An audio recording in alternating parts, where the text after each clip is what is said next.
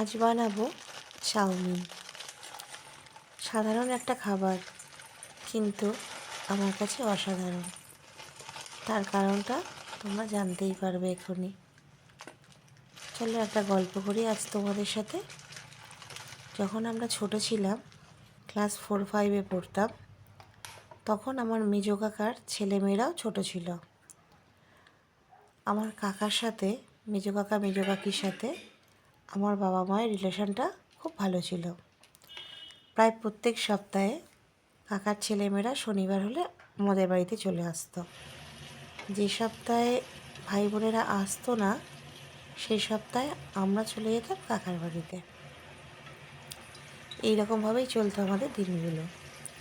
আর শনিবার বিকালবেলা হলে কাকিমা আলু কাবলি, কখনো ঘুগনি, কখনো চাউমিন বানিয়ে নিয়ে আসতো ক্যানে করে। আর আমরা সেগুলো সকলে মিলে বসে খেতাম। তো সেই দিনগুলো হয়তো আর ফিরে পাবো না কখনোই। বাবা মাও আজ আর নেই, কিন্তু মেজো কাকা মেজো কাকি এখনও আছে। ওদের সাথে আমার রিলেশানটা এখনও খুবই ভালো। ভাই বোনের সাথেও আমার রিলেশান খুব ভালো। আজ বানালাম চাউমিন। যখনই আমি চাউমিন বানাই, এই কথাটা, এই ঘটনাটা আমার সবসময়ের জন্যই মনে পড়ে আর সারা জীবন মনে থাকবেও।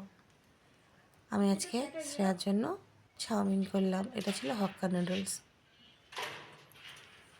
ওর শরীরটা ভালো না, ও রাত্রে আজকে চাউমিন খাবে। আমি উপর থেকেই ওকে বাই করে দিলাম, নিচে আর নামতে পারলাম না। সন্ধ্যাবেলা আমিও একটু চাউমিন খেয়ে নিলাম। দারুণ হয়েছিল খেতে। আজকের ভিডিওটা এই পর্যন্ত।